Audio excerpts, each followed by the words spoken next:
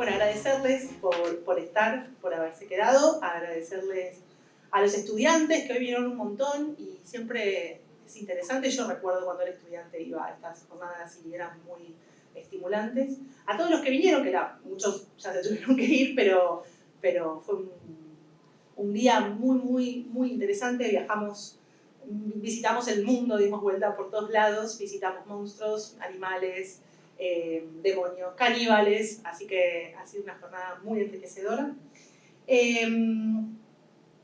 Agradecerles a los compañeros, bueno, no hay ninguno, a Facundo, a Agustín y a Claudio que estuvieron con nosotros todo el día, sosteniendo también lo que implica hacer una jornada, a la biblioteca, por prestarnos siempre este hermoso lugar que nos acoge y que nos da muchas ganas de trabajar.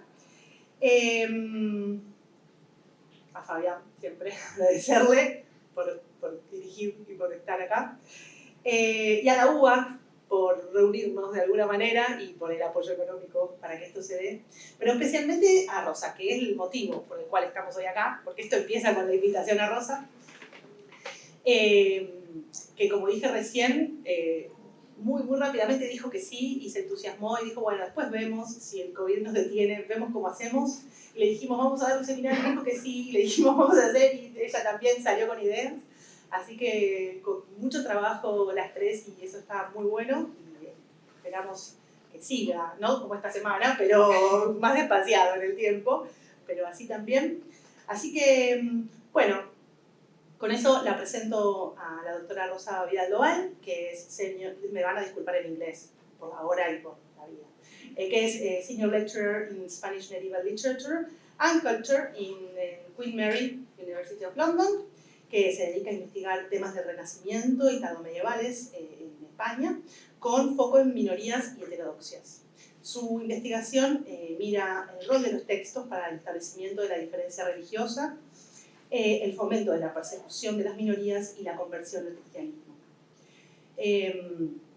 Rosa publicó Miser Hispana, ¿no? Jews and Conversos in Alonso de Espina, en 2013, en 2010 con Rebeca San Martín Bastida y Barry Taylor nació una poética del sermón, una poetaria que he disfrutado mucho, y tiene artículos en las más prestigiosas editoriales de nuestro campo. Bueno, y esta tarde, nos va a presentar un paper que es parte de sus investigaciones más recientes y que decía que pretende que sea el primer capítulo de una investigación en la que está trabajando ahora. Así que bueno, nos estamos deleitando con una novedad, y que lleva por título Los antecedentes medievales de la limpieza de sangre. Muchas gracias. Bueno, quería empezar agradeciendo a Caro su amabilísima invitación de viajar a Buenos Aires, de compartir esta jornada con todos vosotros y hacer un intercambio intelectual más amplio a lo largo de esta semana, y espero que este sea el principio de un intercambio intelectual muchísimo más largo. Por otro lado, debo reconocer que tanto Corín como Caro como Fabián han sido parte de mis referentes intelectuales en los últimos años. He leído sus obras, las he citado, y bueno, o sea, es hermoso personalizar esa parte de una relación que ya había comenzado. Bueno, lo que os voy a presentar hoy, pues como digo, bueno, supongo que pasará enseguida, lo que espero que se convierta en el primer capítulo de mi próxima monografía sobre la limpieza de sangre en España. La factura de este proyecto es tan reciente que envié a la editorial la propuesta de monografía a finales de enero de este año, con lo cual, aunque hace bastante tiempo que escribo pensando en los conversos, esto es realmente súper reciente, y entonces cualquier indicación metodológica será especialmente interesante y bienvenida, porque la recibiré en un momento que me servirá para realmente poder ampliar los parámetros de investigación o mejorarlos.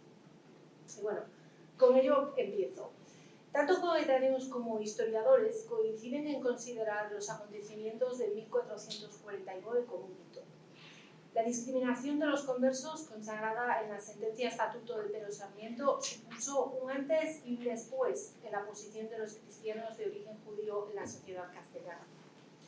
En el marco de una revuelta urbana en Toledo contra la autoridad del rey, contra Juan II y su favorito Álvaro de Luna, que duró más o menos un año y sustrajo a la ciudad de la autoridad real y episcopal, propició una persecución y discriminación de conversos.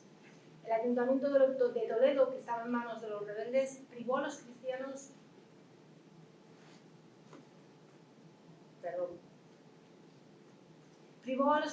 de origen judío de sus derechos cívicos en los siguientes términos. Y cito: pronunciamos y declaramos que por cuanto es notorio por derecho así canónico como civil que los conversos del linaje de los judíos, por ser sospechosos en la fe de nuestro Salvador, Señor y Salvador Jesucristo, no pueden haber oficios ni beneficios públicos ni privados, ni pueden valer como testigos contra ellos. Esta legislación supuso el paso de casos puntuales de cuestionamiento de la ascendencia judía a un modelo de discriminación pasivo y sistemático basado en la genealogía.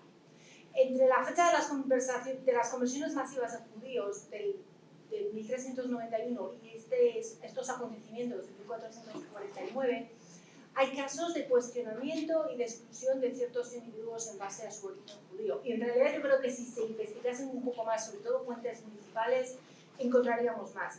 Pero es a partir de los acontecimientos de 1449 cuando empieza a desarrollarse un modelo de discriminación sistemático de los conversos, que además comienzan a convertirse en un grupo social, o empiezan a considerarse como un grupo social. Y este paso tuvo consecuencias trascendentales en la historia de España, de ahí que yo creo que ofrecer este paper en unas jornadas como esta sea algo más que simplemente es que este es el único que tengo, sino que realmente tiene yo creo que un valor, ¿no? La discriminación de los conversos supuso una parte muy importante del principio de abandono del sistema de convivencia medieval, para dar paso a un sistema de uniformidad religiosa, de supresión de la diferencia y de la disidencia religiosa. Y además, y esto es un tema que cada vez quizá está más candente, sobre todo dentro de la academia anglosajona, que es mi ámbito natural, por así decirlo, es que la discriminación de los conversos en base a su ascendencia judía está además unida en la historiografía a cuestiones de raza y racismo. Y bueno, aquí quiero resumir muy brevemente una serie de debates sobre la pertinencia del concepto de raza en la historia medieval de España. Pero es que esto está ya al principio de la historiografía como disciplina académica, ¿no? En la primera mitad del siglo XIX, autores como Leopold von Ranke, para ellos la cuestión conversa ya está ahí, y la cuestión conversa y la relación sobre si esta discriminación o este tratamiento está relacionado con la raza aparece en esa obra y se sucede a lo largo del tiempo hasta ahora. Entonces, el judaísmo aquí adquiere unos tintes biológicos, es decir, raciales, ya que sus características y efectos negativos no desaparecen con el bautismo, sino que se mantienen a lo largo de las generaciones. Y así, dentro de este pensamiento, el judaísmo pasa de ser una adscripción religiosa a convertirse en una realidad biológica, hereditable, transmisible de padres a hijos y cuyos efectos son ineludibles. En mi conferencia de hoy no pretendo buscar las raíces medievales del racismo moderno, aunque hayan existido todo este bagaje historiográfico. Esto no es lo que yo intento hacer. Además, creo que, y en esto coincido con David Narumberg, que en su artículo de 2009 titulado Was the Race Before Modernity, ya indicó la escasa utilidad e incluso un poco la imposibilidad de este empeño. La historia de la raza y el racismo no tienen este desarrollo lineal, ¿no?, que estos autores del siglo XIX sugerían, y que incluso obras en los últimos años presentan a menudo como típicos, ¿no? Lo que pretendo hacer es otra cosa, que me gustaría pensar que es más interesante, y sin duda alguna creo que es más útil a la hora de escribir una historia de la limpieza de sangre. Y es explorar por qué en la Castilla de mediados del siglo XV se produjo, en palabras de Narumberg, un giro genealógico. Como lo dice en inglés, a genealogical turn was taken. Un giro genealógico en el tratamiento de los cristianos de origen judío, que da lugar a este problema converso o cuestión conversa. Y en particular me interesa mucho incidir en cómo las cuestiones de ascendencia genealógica, de herencia, pasaron a primar sobre los discursos de regeneración del individuo a través del sacramento bautismal, a los que ya nos hemos referido hoy en varias ocasiones. Y esta creo que es una de las cuestiones más importantes a la hora de entender el devenir de la historia de España con respecto a las minorías religiosas en los albores de la modernidad. Y esto es un tema que precisamente comentamos con Connie en el seminario de doctorado conjunto hace un par de semanas. La gran paradoja de 1449 es esta.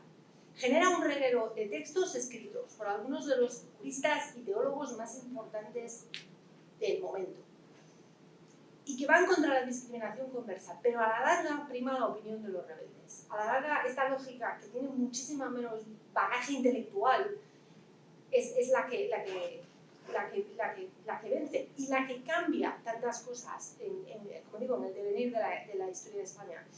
Y hay un factor muy importante de interés político que explica este devenir discriminatorio, pero yo creo que esa no es una explicación ni lo suficientemente amplia ni lo suficientemente ajustada, ¿no?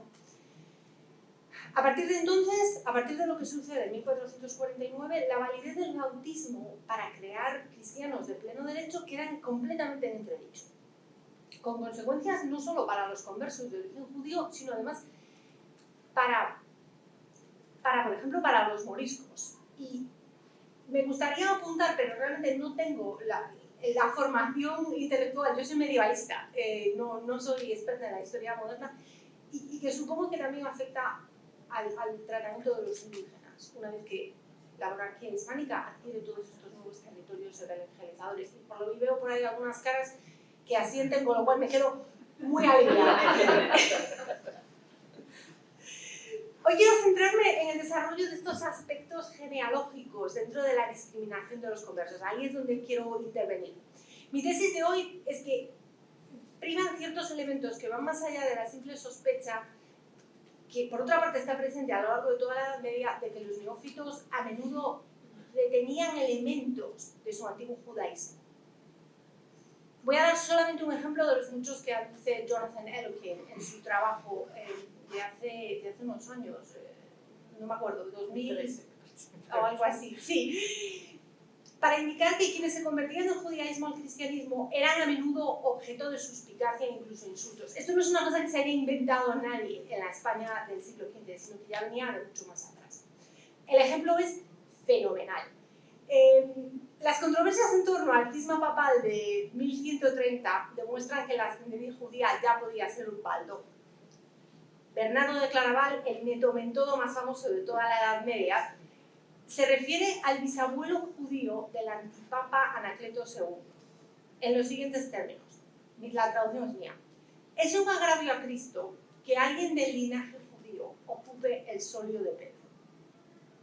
Bueno, además de enfadarse porque un judío ocupe el mismo lugar que San Pedro, bueno, en fin, ¿qué voy a decir? O sea, no tengo palabras, no tengo calificativos, pero demuestra que este tipo de insulto estaba ahí, ¿no? Pero lo que quiero investigar hoy, a lo que yo quiero ver es que tenemos que ir más allá del estudio del neófito como figura ambigua o incluso sospechosa dentro de la cultura medieval. Lo que me interesa es pensar en qué otros elementos hay en la propia cultura medieval que explican el éxito de la genealogía como el método casi privativo de la exclusión de los conversos a partir de la segunda mitad del siglo XV. La historiografía, por lo general, se ha centrado en buscar las respuestas a estas cuestiones en los ámbitos del antijudaísmo y del antisemitismo medievales. Y por supuesto que ambos ámbitos ofrecen aportaciones muy valiosas. Y ahí está, por ejemplo, esta noción de que el neófito de origen judío mantiene una serie de vínculos que lo hacen sospechoso y preocupante. Miriam Rubin, por ejemplo, en Gentile Tales, en su estudio sobre las historias de profanación de hostias, nos recuerda que es a menudo un converso quien da la clave de lo que está sucediendo, quien explica la narrativa de forma inteligible a los cristianos y que a la vez la puede explicar porque tiene esta relación especial con el mundo judío, con sus antiguos correligionarios. Pero creo que tenemos que ir más allá de estos parámetros de antisemitismo y antijudaísmo. O sea, dicho de otra forma, la importancia de la genealogía y los aspectos hereditarios en la Castilla del siglo XV y en la cultura tardomedieval, de forma más amplia, más general, yo creo que es tan importante que yo creo que es imposible considerar el desarrollo de la cuestión conversa de forma aislada de estos aspectos más generales, que en general es lo que yo creo que ha sucedido hasta ahora. Entonces, estas cuestiones que planteo hoy, como digo, se enmarcan en este proyecto más amplio sobre el fenómeno de la limpieza de sangre en España en los siglos XV y XVI. E insisto, estoy hablando sobre los siglos XV y XVI porque son los siglos que conozco y los siglos que me interesan. El fenómeno de la limpieza de sangre tiene una dimensión, un recorrido muy amplio en la historia de España. Los últimos estatutos desaparecen en torno a 1834 y cambian. O sea, es un concepto proteico. Pero en el sentido en el que yo lo uso, en el sentido en el momento en el que a mí me interesa, se podría definir de forma así rápida y general como la creencia de que la sangre judía y musulmana es inferior a la cristiana. Que la posesión de esta sangre inferior corrompe el carácter religioso y moral de las personas y que por lo tanto, por su propia naturaleza, judíos y musulmanes son incapaces de ejercer puestos de autoridad, es decir, cargos seculares o eclesiásticos. Y en el fondo, son incapaces de ser miembros de pleno derecho de la sociedad cristiana. Eso es un poco la definición, ¿no? Y tal y como acabo de señalar, al hablar del éxito de las posturas de las posturas de los rebeldes toleranos, una de las preguntas que surge sobre el origen de la limpieza de sangre es ¿por qué tiene un éxito tan rotundo? Es cierto que la limpieza de sangre suscita amplias controversias, como hemos visto en una intervención en el panel anterior, pero no obstante, su lógica se impone de manera aplastante. O sea, tenemos una situación en la que el inquisidor general, sucesivos reyes, dice la limpieza de sangre, más o menos, diciéndolo rápido, está fatal. Y aún así no son capaces de erradicarlo. O sea, en España es la propia modernidad, la modernidad en el sentido del siglo XIX, la que hace desaparecer la limpieza de sangre. Entonces, a mí no me parece que sea suficiente entender este éxito desde un punto de vista meramente socioeconómico.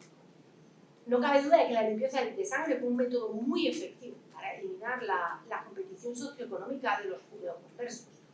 Su atractivo para ciertos sectores de la población, por ejemplo, entre las oligarquías urbanas, intentos de dominio por cargos municipales, por ejemplo, yo creo que es muy obvio. Pero no obstante, yo creo que es importante, yo creo que hay que insistir en el hecho de que este atractivo no es por sí mismo suficiente para explicar el éxito. Yo creo que la limpieza de sangre solo pudo triunfar porque la lógica, las dinámicas intelectuales que subyacen a su funcionamiento eran inteligibles y aceptables en el marco de la cultura y de la sociedad de la época. O sea, está muy bien la idea de eliminar la competición de un cierto grupo, pero yo creo que los términos en los que se plantea esa eliminación de la competición tienen que ser términos que sean creíbles para la sociedad que los acepta, ¿no? Y que los implementa. Y eso es una parte que yo creo que, una vez más, está infraestudiada. Bien, los intentos por parte de los rebeldes toleranos de justificar la exclusión de los conversos en base a un judaísmo residual, esta es la expresión de Claude Stuczynski, que la emplea en un contexto un poco diferente, pero que me parece útil en este caso, resultaron muy problemáticos desde un primer momento. Un ejemplo, solamente uno. Fernández de Toledo destaca, en su defensa de los conversos, que dicha discriminación supone la negación de la eficacia del poder regenerador del bautismo. Y esta es la cita que está aquí. Ya que el santo bautismo y la eficacia del el cual hace el bautizado nuevo hombre y lo lava y lo quita de todo reato y culpa y pecado y secuela de pecado quedaría evacuado y como si no hubiera hecho y hombrado en el mismo hombre el bautismo todo su efecto, quedando en él cualquier mancillo efecto. La discriminación y la exclusión, además de esta negación de la teología bautismal, tenía muy importantísimo efecto disuasorio ante futuras conversiones. Esto es una cosa que, por ejemplo, Díaz de Toledo hace notar un poco más adelante en su texto.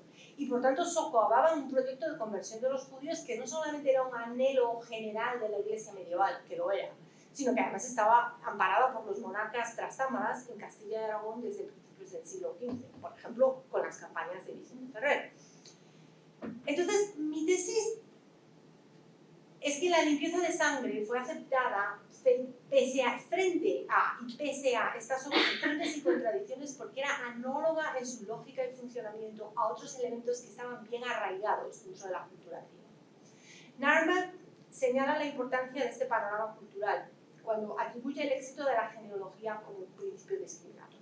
En concreto, explica cómo ideas sobre ascendencia y herencia, y lo cito con la traducción mía, estaban en consonancia con conceptos generalizados e incluso de sentido común. El sentido común, estoy aterrorizada y que voy a tirar esto del sentido común y el entrecomillado es de él, con respecto a la naturaleza.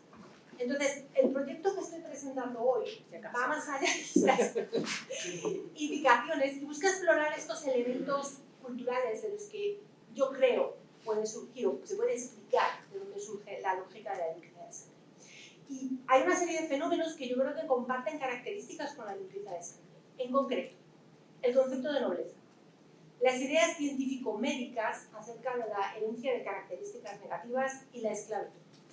En todos estos casos, estos fenómenos no solamente tienen unas características que a mí me parecen notables, pero que además están presentes de una manera u otra en los textos sobre la problemática conversa en la segunda mitad del siglo XV. Es decir, no los he elegido porque me parezca que son muy interesantes, sino que yo creo que hay además, en alguna manera, hay una relación con algunos de los textos más tempranos.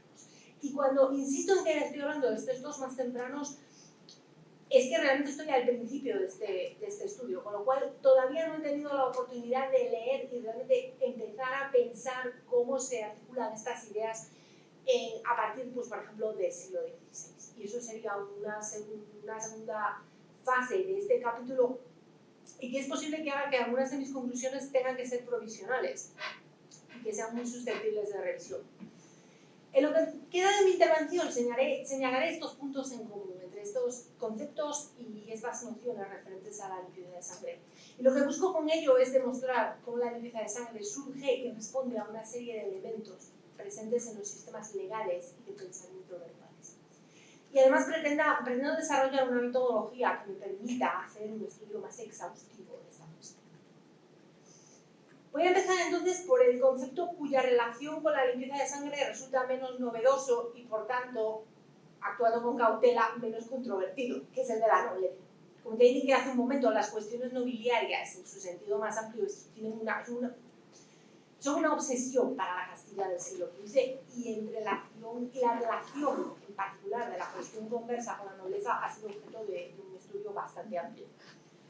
No obstante, creo que hay un par de aspectos en los que merece la pena detenerse, en los que quizá no se haya incidido lo suficiente, pienso yo. El primero es la relación entre los conceptos de nobleza y limpieza de sangre, a nivel de las definiciones. El segundo es los efectos,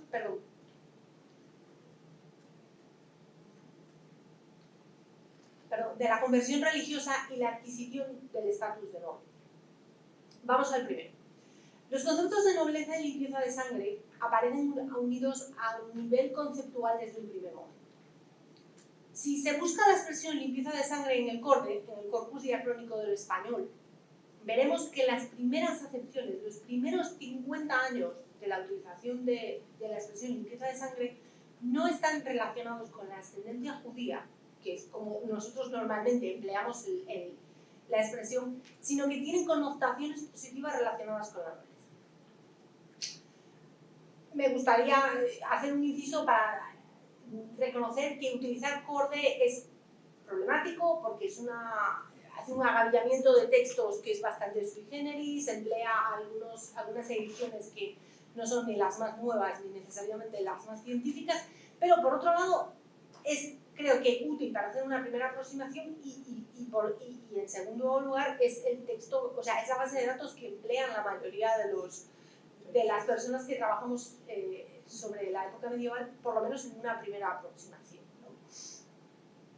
El primer ejemplo de limpieza de sangre a mí me sorprendió, no sé si a ustedes también, proviene de Celestina.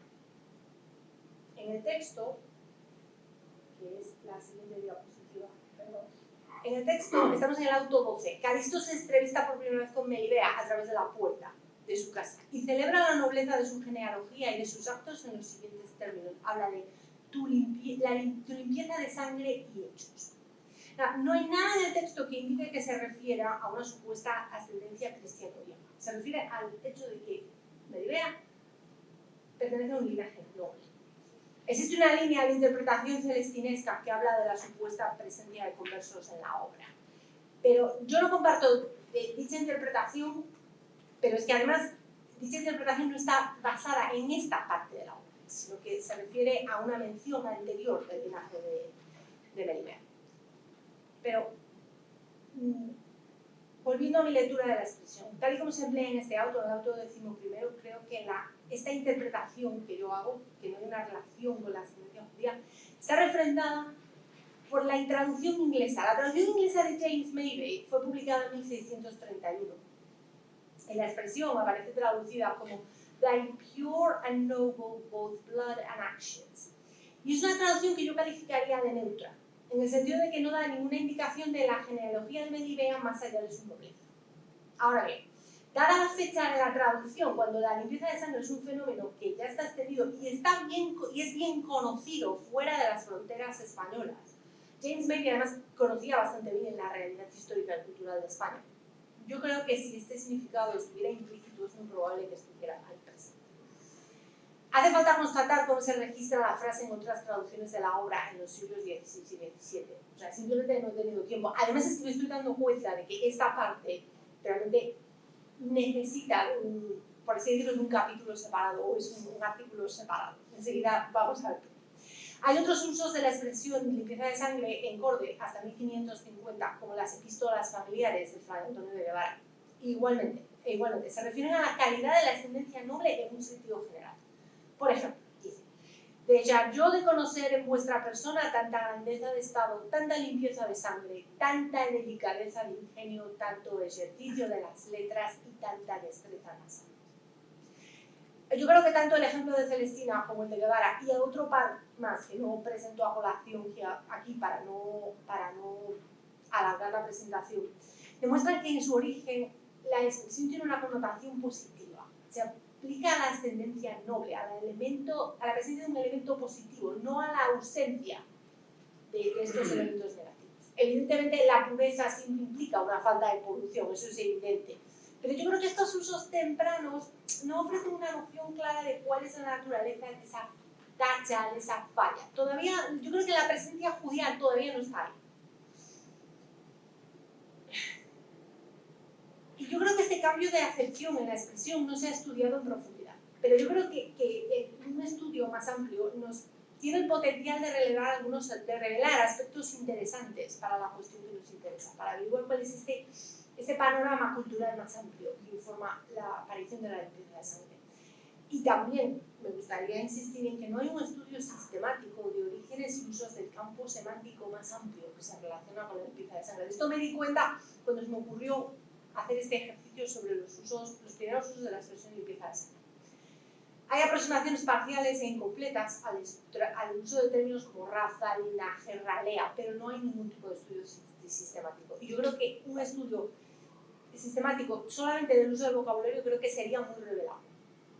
Me gustaría incidir, para concluir este epígrafe, que todos estos términos que he mencionado se refieren a la nobleza, pero también a la cría de animales, lo que apunta a un interés ahí por los elementos biológicos y genealógicos en un sentido más amplio y con unas relaciones que yo creo que no están plenamente estudiadas. Charles de Miramont ha hecho algunos artículos sobre el concepto de heredity, la herencia dentro de la cultura medieval, y quizá ahí sea a la estela de ese trabajo donde haya más posibilidades interpretativas. El segundo aspecto que quiero comentar es cómo la nobleza y la conversión religiosa aparecen unidas en este periodo que nos ocupa, a partir de la segunda mitad del siglo XV. En los textos que ofrecen respuesta a la sentencia estatuto de Pedro Sarmiento, los defensores de los conversos insisten muy a menudo en la capacidad de los cristianos de origen judíos de ser ennoblecidos, de entrar a formar parte de la nobleza. Evidentemente hay mucho interés personal en esta línea de defensa. Hay algunos casos en los que, sobre todo en el de Alonso de Cartagena, que es más que evidente que está haciendo lo que en España denominamos es arrimar el asco a su sardina. Pero más allá de esto, más allá de este interés tan estrecho, los diversos autores yo creo que inciden en ella con especial insistencia, porque en esencia la pertenencia a la nobleza supone la cima de la plena participación en la sociedad cristiana, tal y como la comprende estos autores, ¿no? dentro de la Castilla del siglo XV. Y me parece además notable que dos fenómenos que están ordenados según principios genealógicos, la exclusión de los conversos y el estatus de nobles, se contrapongan de una forma tan explícita. Hay muchos ejemplos notables al respecto y de hecho, insisto, es uno de los aspectos más estudiados de la defensa de los conversos. Pero voy a presentar un ejemplo que ya es conocido, esta no es una primicia, pero me parece sugerente y revelador. Alonso de Cartagena, en su Defensorium Unitatis Christianae, va más allá de otros autores cuando apunta que los conversos podían recobrar la nobleza civil y natural de sus antepasados judíos. Pero es que además, en una pirueta intelectual que es bastante arriesgada, indica que ciertas virtudes, tales como el coraje militar, que habían permanecido latentes durante los siglos de infidelidad judía, podían reaparecer tras el bautismo. Cartagena indica que es imposible que en el corto periodo de tiempo que había seguido a las conversiones masivas de los judíos en Castilla, la familia de Cartagena se convierte en 1390, unos meses antes de los pogromos de 1391. Cartagena explica que es imposible que en este periodo de tiempo tan corto, en que hay 2 generaciones, los conversos hubieran podido desarrollar la marcialidad y el valor que algunos individuos ya habían demostrado, que algunos individuos conversos ya habían demostrado al unirse a la milicia. La respuesta para él, obvia, es que el bautismo había reafirmado y permitido florecer unas cualidades que ya insistían. Cartagena expresa este concepto con la imagen de una brasa y dice: y no de otra manera, según el curso ordinario de la naturaleza, en tan corto espacio de tiempo hubiesen podido perder de forma verosímil y tan repentina el excesivo temor y adquirir el arrojo guerrero y el arte militar, a no ser que algún rescoldo de nobleza, aunque no completamente encendido, pero tampoco completamente apagado, conservándose de siglo en siglo, hubiese estado humeando un poco en el interior de algunos de los descendientes de la antiquísima nobleza de los judíos. Por cierto, estoy citando por la traducción al español de Guillermo Berdín Díaz, pues por cuestiones de tiempo, ¿no? Porque realmente leer una diapositiva del latín de Cartagena a estas horas de la tarde es una imposición en su paciencia que me parece poco razonable. Aunque es totalmente diferente en su propósito, la lógica que emplea Cartagena tiene unos paralelos clarísimos con la limpieza de sangre. En ambos casos, el bautismo no es una barrera infranqueable, sino que permite el paso de ciertas características, de ciertas cualidades personales. Para Cartagena son las características positivas, la agresividad, el valor, la destreza en las artes militares, que habían sido dañadas, pero no borradas por esa infidelidad, por esa falta de creencia en el mensaje de Cristo, las que eran susceptibles de atravesar la barrera del bautismo para adquirir su plena expresión en el cristianismo. Y esto forma parte de esta visión más amplia que tiene Cartagena de lo que supone el paso del judaísmo al cristianismo. Para Cartagena, el cristianismo es la expresión más plena y más completa del judaísmo. Y este yo creo que es un ejemplo concreto de lo que está diciendo. En el caso de la limpieza de sangre, por el contrario, son las características negativas y las consecuencias de la culpabilidad y del pecado las que franquean la barrera del bautismo. Además, el ejemplo de Cartagena me parece interesante porque es un caso paradigmático para entender las acusaciones que están presentes en la historiografía más tradicional, estoy pensando en gente como Amador de los Ríos, que son los que acusan a judíos inconversos de introducir la cuestión genealógica entre los cristianos, ¿no? El sesgo antisemita de estas acusaciones, los judíos son los culpables de que existiera la limpieza de sangre, ¿no? Se le atribuye al carácter semita y su obsesión por la genealogía. Esto no merece la mayor consideración, es un discurso racista y punto. Pero yo creo que la respuesta que yo ofrezco a esto es que un autor como Cartagena expresa estas ideas porque forman parte de su acervo cultural. Él las emplea en una versión positiva y tenemos otros autores que las emplearán en una versión negativa. Y yendo un poco a la estela de esta noción de estas cualidades que están latentes en la infidelidad, podemos pasar al pensamiento científico y médico medievales, que nos ofrecen otra perspectiva en la cuestión de la herencia de las características negativas. La noción de que las características adquiridas se podían heredar en generaciones siguientes se remonta ya al periodo clásico. Esto no es un invento de la Edad Media. Un ejemplo muy simple, muy bien conocido, es la investigación sobre los animales, la historia animal de Aristóteles, que era muy conocida en la Europa medieval. Aristóteles habla de como de padres lisiados nacen hijos lisiados. Por ejemplo, de padres cojos nacen hijos cojos, de padres ciegos, hijos ciegos, y por regla general los hijos se parecen a los padres en las anomalías y presentan señales comunes a las dos generaciones, por ejemplo, verrugas y cicatrices. Y ha habido casos en los que una señal de este género se ha reproducido hasta la tercera generación. Y acto seguido menciona el ejemplo de un abuelo que se hace un tatuaje en el brazo y cuyo nieto tiene una mancha similar, dos generaciones. Estos tipos de características eran susceptibles de convertirse en permanentes y estables. Estoy citando a Benjamin Isaac. Dentro de un contexto cultural que, como el propio Isaac señala, a la vez considera la decadencia como un proceso inevitable e irreversible. Es decir, dentro de una concepción cultural que considera que las cosas va peor, que la naturaleza de las personas va peor, lo que se transmite más fácilmente son las cosas que se pueden calificar negativas, tachas de algún tipo u otro.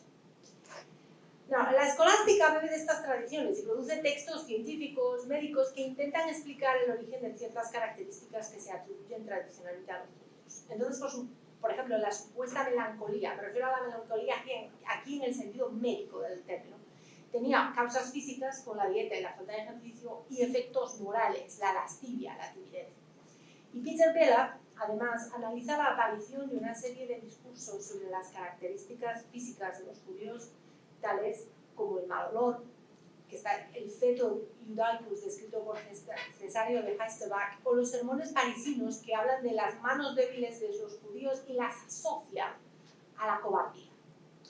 Y creo que estas ideas conciernen principalmente a las características morales en lugar de físicas, pero yo creo que ambas funcionan de una forma muy similar.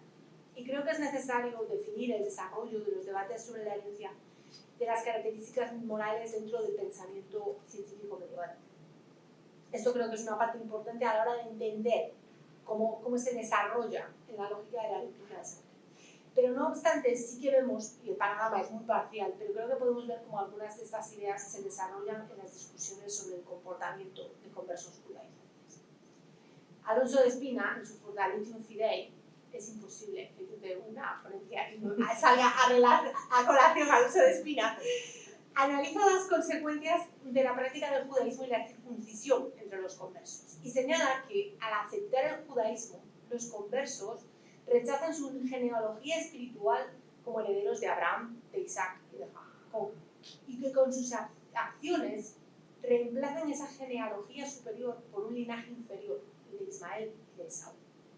Pero es que además estas lecturas erróneas de la escritura, su creencia en las falsedades del Talmud, tienen un efecto muy concreto en la genealogía, ya que activan esos linajes degradados, la línea demoníaca de Adán e Lilith y la línea monstruosa de Adán y de los animales. Espina se expresa en estos términos, la traducción es mía. Algún día terminaré la edición y traducción en colaboración con Anthony Lapin, entonces será más elegante y menos pedestre que esta. Sus madrastras, se refiere a los judíos, son también la asna, la cerda y todas las hembras de las bestias. No son menos hermanos de los demonios y son los hijos de los diablos y también tienen por padrastro a la serpiente porque imitan su comportamiento. Espina no llega nunca a desarrollar un modelo realmente coherente basado en la genealogía para justificar la exclusión de los conversos. Pero su texto, no obstante, indica que hay ciertas prácticas que activan, que reavivan algunas características latentes que provienen del judaísmo. La circuncisión es la más notoria, por cuanto revela la auténtica naturaleza degradada de los conversos. Y una vez más, de forma paralela al ejemplo de Cartagena, el bautismo no es una barrera infranqueable, sino que es contingente y en este caso se basa en ciertos comportamientos. Mi último ejemplo, y quizá es el que me produce más preocupación al decir, es el de la esclavitud como institución legal, porque es la parte quizá que para mí es más novedosa. Me parece notable que aunque la esclavitud tiene sus raíces legales en la antigua Roma, esta tiene una nueva vigencia en España con la llegada de grupos importantes de esclavos subsaharianos negros, exactamente en el mismo momento en que se desarrolla la limpieza de sangre. Los primeros grupos de personas esclavizadas llegan en la década de 1440 a Portugal y a partir de ahí rápidamente empiezan a entrar también en España. No sé. Es una coincidencia cronológica que yo creo que da lugar, por lo menos da que pensar. En ambos casos nos encontramos con individuos que tienen un estatus inferior, de forma muchísimo más pronunciada en el caso de los individuos esclavizados, eso no cabe duda, pero que se justifica en ambos casos en base a la genealogía y que no es susceptible de mejorar con el bautismo. Esto a mí es lo que me hizo pensar más, ¿no? En primer lugar, tenemos una relación directa entre genealogía y esclavitud. La maldición de Noé a los descendientes de Canaán se emplea en repetidas ocasiones como justificación de la esclavitud. Tanto San Agustín como Santo Tomás destacan que esta maldición de Noé a Canaán es un castigo por una transgresión contra las normas de la naturaleza, la falta de respeto al padre, a una figura de autoridad. Y además, la limpieza y la esclavitud comparten la herencia de un estatus legal inferior que no desaparece con el bautismo. Así, la esclavitud se hereda por línea materna, tal y como indican, por ejemplo, las 7 partidas. Estos atales son siervos porque siguen la condición de la madre en cuanto a servidumbre o franqueza y libertad. Y de forma más notable, y en línea con la aceptación por parte de la Iglesia de la esclavitud, el bautismo no supone la manumisión del esclavizado. Y por fin, en último lugar, esclavitud y limpieza comparten una misma lógica, un mismo vocabulario en algunos aspectos. Por ejemplo, la noción de la herencia de la culpa por un pecado tiene una resonancia muy especial en el caso de los judíos, a quienes se acusa de deicidas y a quienes, de acuerdo con el relato evangélico bien conocido, habían aceptado dicha culpa, caiga su sangre, la sangre de Cristo, sobre nosotros y nuestros hijos.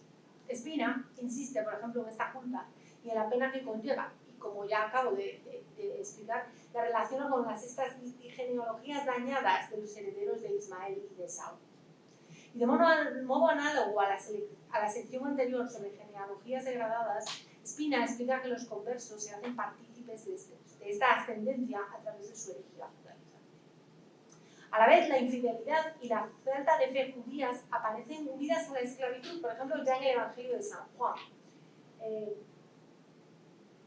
Jesús dice,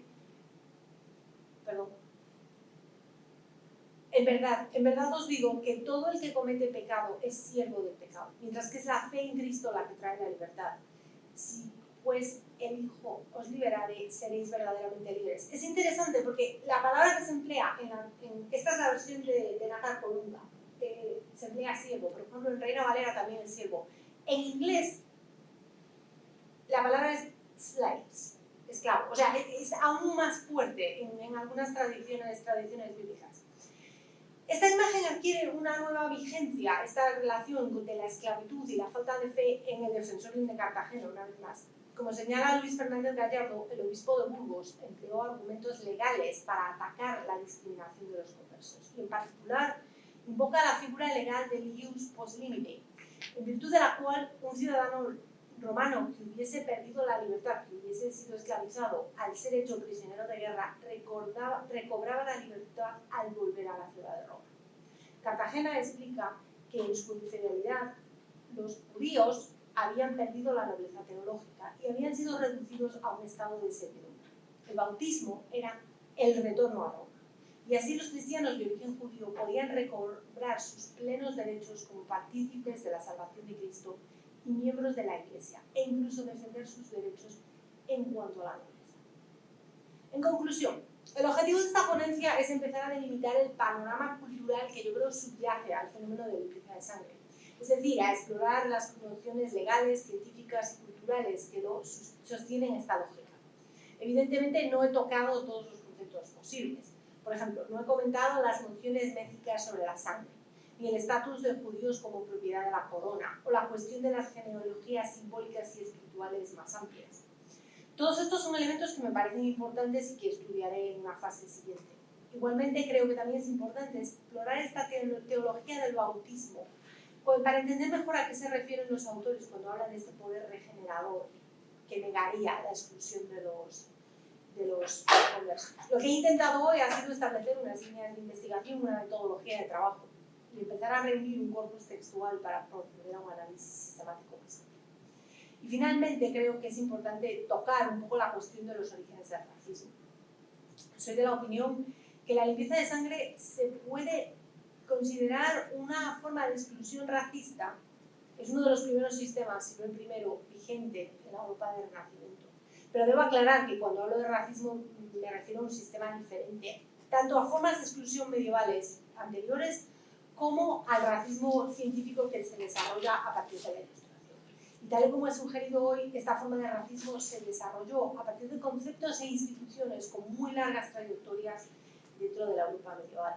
Y es así que la combinación de estas ideas y estas instituciones dio el ímpetu especial a este modelo genealógico de exclusión de los conversos. Muchas gracias.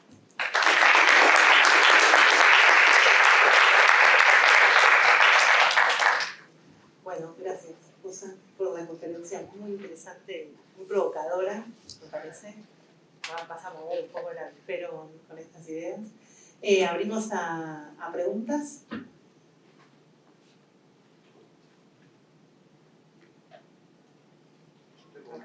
Fabián. Cuando hablabas de que las primeras referencias, los primeros sentidos que encontraste para la expresión, para el sintagma, limpieza de sangre, se refería a la limpieza al grado de pureza de la nobleza, ¿no?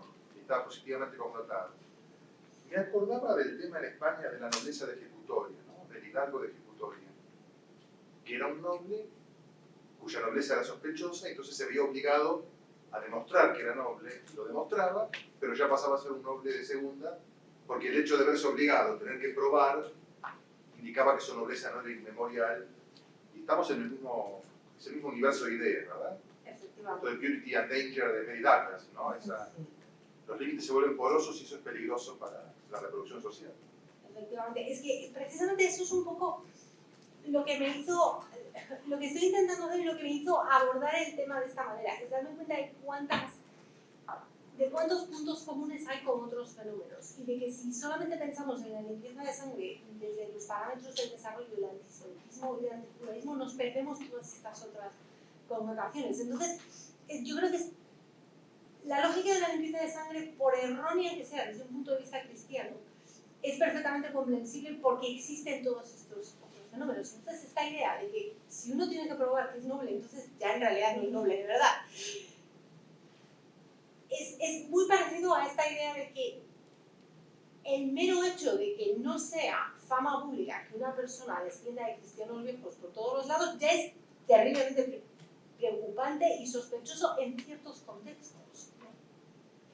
Entonces yo creo que eso es un poco lo que estoy intentando hacer. No creo que sea posible establecer una trayectoria lineal y de eso no se trata, sino de lo que estoy intentando colocar es como presentar esta constelación de conceptos que yo creo que nos pueden ayudar a entender cómo funciona y por qué funciona.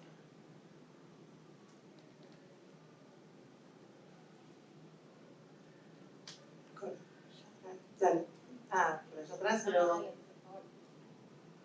¿Sí? Julia y Ana. Vamos. Perdón, ¿no? Una pregunta como muy básica de ¿por qué en España? Digo, por estas mismas características no estaban también en otros países de Europa. ¿Por qué se da en España justamente esta obsesión con la limpieza de sangre? Hasta tal punto, hasta sacar los estatutos, ¿no? Vamos a ver. Una biblioteca. Sí, claro, No sé si diría la idea de que se dan las mismas características, ¿no? No sé si por ahí. Vamos a ver, la obsesión por la genealogía no es privativa de la historia de España, no, para nada. Quizá incluso los franceses en esta época estén aún más obsesionados.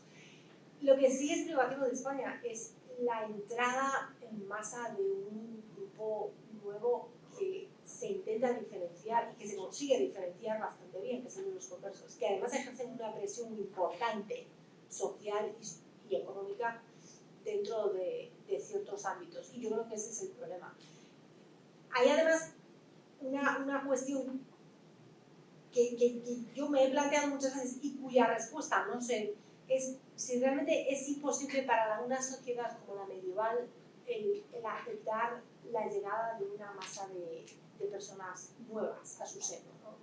Y si son capaces de crear una realidad social nueva de forma relativamente poco conflictiva, ¿no? Pero yo creo que esa es la respuesta. La respuesta es que en ese sentido lo que pasa en España no es igual a lo que pasa en ningún otro país de la Europa Occidental, porque los números de conversos son totalmente diferentes a los que hay en cualquier otro lugar. Ana. Bueno, yo tengo varias cosas, ¿no? Para meditar, no sé si para confrontar, ¿no? Pero acá lo que se plantea sobre todo es un tema que me parece, se sintetiza entre la mismidad versus la alteridad. La raza es el otro, siempre, para la conceptualización de aquellos que son limpios o se creen limpios. Raza no tiene una conceptualización biológica, y esto lo puedo atar con el tema de la sangre. Todo lo malo, pero también todo lo bueno se transfiere por la sangre. Entonces, hay gente de buena sangre o hay gente de buena leche, hay gente de mala sangre y de mala leche. Entonces, esto los americanistas lo vemos sobre todo cuando hay que analizar el mestizaje. ¿Qué hacer con los mestizos? Es lo mismo que en la península, qué hacer con los judíos y qué hacer con los moros.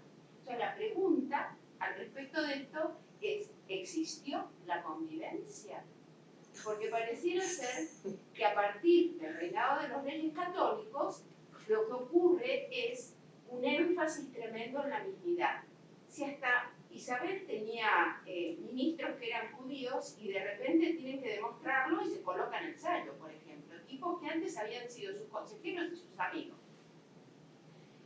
Por otro lado, la obsesión genealógica en un mundo nuevo como el americano, más que obsesión se transfiere a algo que yo llamaría ficción genealógica e invención genealógica, porque estamos tan lejos de ser nobles aquí, que lo que no hay que inventarlo.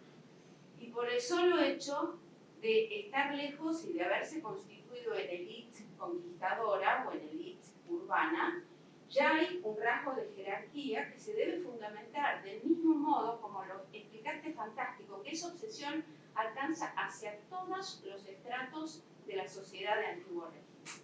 Desde un campesino hasta, no sé, un desocupado sevillano, todos saben lo que es la genealogía. Es como una enfermedad, es cierto. Y bueno, me parece que el tema de raza hay que seguirlo vía la alteridad, no fenotípicamente, ¿no? Es decir, el distinto, el que es cristiano nuevo, el que no es cristiano viejo. Y esa obsesión que se ve en estos maravillosos textos que vos nos mostraste, en un mundo como el americano que no produce esos textos, se ven en otro tipo de soporte narrativo, que son, por ejemplo, los testamentos de los que se creen nobles, donde les indican a los hijos con quiénes se tienen que casar y por qué y a qué familia pertenecen, etcétera, etcétera. Entonces, yo diría que esta obsesión de la genealogía tiene un alcance transatlántico, además, obsesivo, como bien lo dijiste. Y bueno, yo creo que para analizar esto yo me plantearía en esto de preguntarme si existió esa convivencia, cómo desarmar o cómo desarmarla, porque ni siquiera los reales o verdaderos conversos son aceptados. Y en ese aspecto nuestros nuevos conversos, que son los indios y los mestizos, también van a tener numerosísimos problemas al interior de estas jerarquías sociales, que bueno, que hay que terminar de sacudir y poder volver a analizarlas en virtud de estas categorías que vos trajiste en tu conferencia, y lo cual te agradezco. Muchas gracias. Muchas gracias. Bueno, muy brevemente, existió la convivencia. Vamos a ver. Yo siempre he abogado por una definición minimalista de la convivencia, simplemente A, para simplificar, y B, para no meterse en debates historiográficos que pueden convertirse en bastante estériles, ¿no? Mi visión siempre ha sido una visión minimalista que está centrada en la ley, ¿no? ¿Qué derechos legales existen para las minorías y qué aplicación, ¿no? Por así decirlo, se puede dedicar a la ley? Y tenemos esta noción de que la alteridad religiosa no se persigue demasiado en Castilla hasta mediados del siglo XV, aunque quizás es una idea que a lo mejor haya que revisar. Entonces, yo creo que desde ese punto de vista sí existió, y lo que sucede a partir del desarrollo de la cuestión conversa es que se desmonta esa noción de tolerancia legal. ¿Hasta qué punto nos podemos encontrar con situaciones de convivencia en un aspecto más castrista de la acepción a partir de las conversiones masivas? Es muy difícil saber, pero es que uno de los problemas grandes, yo creo que tenemos de la historiografía española, es que tenemos muy pocas microhistorias, muy pocos casos basados en labor de archivo. Seguimos todos un poco obsesionados con las redes de poder, ya lo comentamos antes, y sabemos muy poco de, por ejemplo, qué le pasaba a un zapatero converso en Toledo en 1430. En parte porque no tenemos los documentos, en parte porque nuestro devenir tampoco. Exactamente, pero es que a lo mejor están ahí y no los buscamos. Mejor dicho, el devenir de los historiadores españoles ha sido diferente. Establezco esa diferencia porque, aunque soy española, yo me he formado exclusivamente en el Reino Unido. En ese sentido, yo no soy una historiadora española, sino que pertenezco a la escuela británica. La segunda cuestión, la cuestión americana, agradezco mucho que se haya traído a colación, porque aunque no es el objetivo de mi monografía, me doy cuenta que es imposible escribir una monografía, aunque esté centrada en España, sin tener en cuenta el material americano. Porque yo creo que en alguna forma influye en lo que sucede en España en el siglo XVI, y B, porque me doy cuenta de que algunos de los trabajos más estimulantes, más interesantes, con mayor sofisticación teórica, proceden del ámbito que trabaja Latinoamérica, donde, por ejemplo, las cuestiones de racialización tienen muchísimas décadas de ventaja sobre lo que se ha hecho en España. Entonces me doy cuenta que esa es una parte importante que todavía debo desarrollar. El aspecto de raza, me gustaría insistir, no sé si muchos de ustedes han tenido la oportunidad de leerlo o no. Ha habido un ensayo reseña en Medieval Encounters hace un par de años de S.J. Pierce, en el que responde al trabajo de Geraldine Heng, a la monografía de Geraldine Heng titulada The Invention of Race in the Middle Ages, la invención de la raza en la Edad Media, que, como me imagino que ustedes saben, ha sido recibido muy cálidamente en algunos ámbitos y con bastante frialdad en otros. Pierce es muy crítica con el trabajo de Heng, pero una de las cosas en las que incide y que creo que es importante es que la religión en la Edad Media y ciertamente en el siglo XV en España es objeto de racialización, ¿no? E insiste en que esa es una de las virtudes del trabajo de Heng, que presenta esto de una forma bastante sólida. Y creo que es importante tener esta noción en cuenta a la hora de entender el problema converso, ¿no? Sí que quizá la cuestión de la raza sea la parte más interesante, o quizá no es la parte que a mí más me interesa, aunque me doy cuenta de que, trabajando dentro del ámbito anglosajón, esto es importante, porque es una cuestión ahora mismo candente dentro de la historiografía y dentro de nuestra práctica docente y profesional. Yo presenté una versión muy abreviada de este trabajo en la Renaissance Society of America hace un par de meses en un panel organizado por la profesora María Morras, y la palabra raza aparecía en el título y aquello se nos llenó de gente. Y había gente que evidentemente era el grupo converso, ¿no? Vino a hablar de los conversos, pero había mucha gente que simplemente estaba asistiendo a todos los paneles sobre raza a los que podían, porque es un tema en el que ahora mismo es interesante formarse y es interesante comentar y debatir. Y eso sí que es una noción que está muy clara, tanto en Estados Unidos como en Canadá o en el Reino Unido. Quizá mucho menos en España, o esa es la impresión que yo tengo. Sí, quizás no es un tema problemático. Exactamente, o por lo menos no de momento. Claro. Sí. ¿Alguien más? Sí. un montón de preguntas, pero yo tengo miedo que nos echen. Y bueno, que nos echarán. No sería la primera vez que nos echan a Porque volar. en teoría tenemos que, bueno, creo por un lado que estaría bueno quizás, como para agregar algo, pensar la cuestión genealógica también en cuestiones más propias de este periodo, como por ejemplo la cuestión heresiológica. Cuando estudié Spinner intenté analizar también esa cuestión, pues como otra pata que tiene más que ver con lo propio de la época, que también afectaba a las genealogías, porque a veces sacando la cuestión judaizante, ¿no? En el derecho canónico podía existir también esta posibilidad de que descendientes de un hereje, fuera cual fuera esa herejía, igual estuviesen vedados a ocupar cargos públicos o tuviesen ciertas, digamos, desventajas o estuviesen discriminados en cierto sentido, que es otra pata que no tendría nada que ver con la cuestión, comillas, racial, sino más bien de la cuestión heresiológica.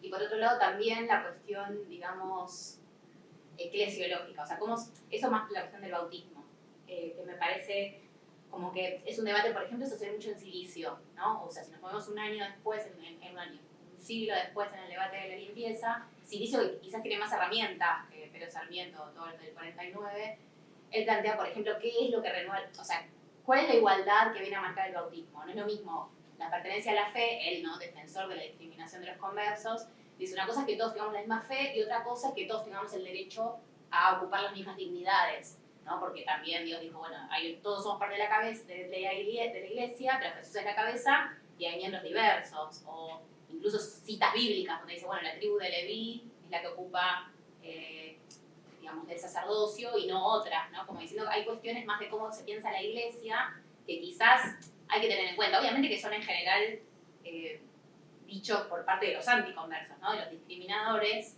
pero van totalmente por fuera de toda la cuestión que quizás vemos hoy, ¿no?, que tiene que ver con lo científico o estas cuestiones, digamos, más obvias, ¿no? Me parece, no sé. Sí, muchas gracias. Vamos a ver, una de las cosas que me hizo pensar en este enfoque fue leer precisamente las defensas de los conversos, ¿no? Las defensas de los conversos que hacen Torquemada, Cartagena, y dicen, bueno, esto es terrible, esto es inaudito, esto crea cristianos de primera y de segunda. Y tú después piensas, pero es que la Edad Media está llena de cristianos de primera y de segunda. Un esclavo. De hecho, Silicio dice, por ejemplo, esto no es más discriminación que discriminar a las mujeres del sacerdocio, por ejemplo, o sea, como que hay... Mira qué moderno, sí. esto, el ateísmo. No, pero, o sea, esta noción, ¿no?, la discriminación de género, que está tan marcada en la Iglesia, un esclavo es un cristiano de segunda. Y es que además, por ejemplo, la comparación con el Islam, en el que la conversión al Islam manumite al esclavo, que es un ejemplo bien conocido en España. Y, o sea, esa existencia, eso ya está ahí. Entonces eso es un poco lo que me hizo reflexionar, ¿no? Esta noción de pensar, ¿es realmente tan inaudito como lo explican? ¿O hay toda una serie de referentes legales, culturales, que hace que las personas que se encuentran con la noción de limpieza de sangre dicen, ah, bueno, sí, es como, y entonces es legítimo, en particular cuando ayuda a ciertas aspiraciones sociales, a ciertos probablemente prejuicios inconfesables de algunos, ¿no? Sí.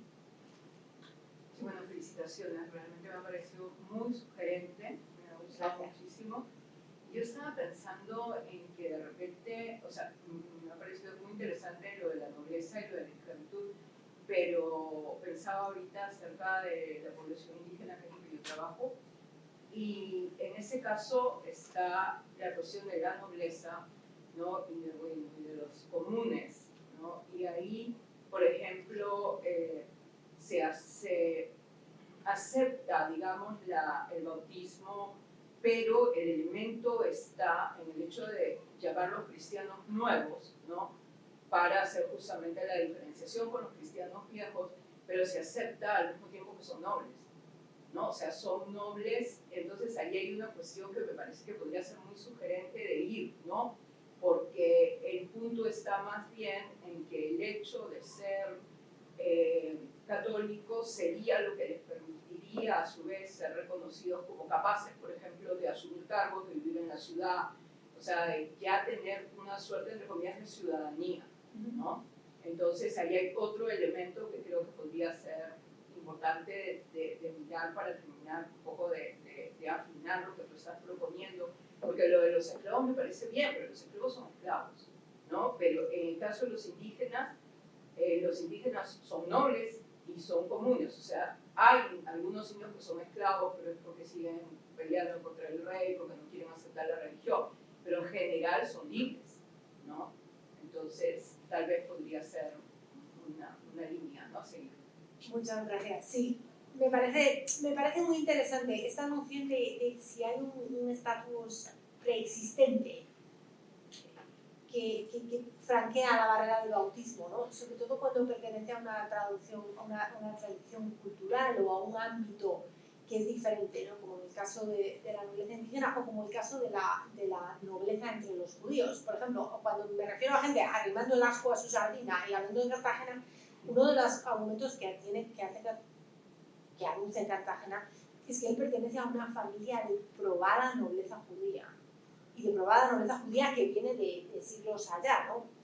Esto aduce que son descendientes de la tribu de Leví, que son una familia realmente especial, ¿no? Entonces es esta idea de cómo se traduce algo de una manera inteligible para la sociedad cristiana. Eso me parece interesante. Y el hecho de que se acepta con relativa facilidad. Me da la impresión de que los Cartagena, aunque no tenían un título nobiliario, tenían escudo, tenían un poco lo que en inglés llamaríamos los aparejos de la nobleza, ¿no?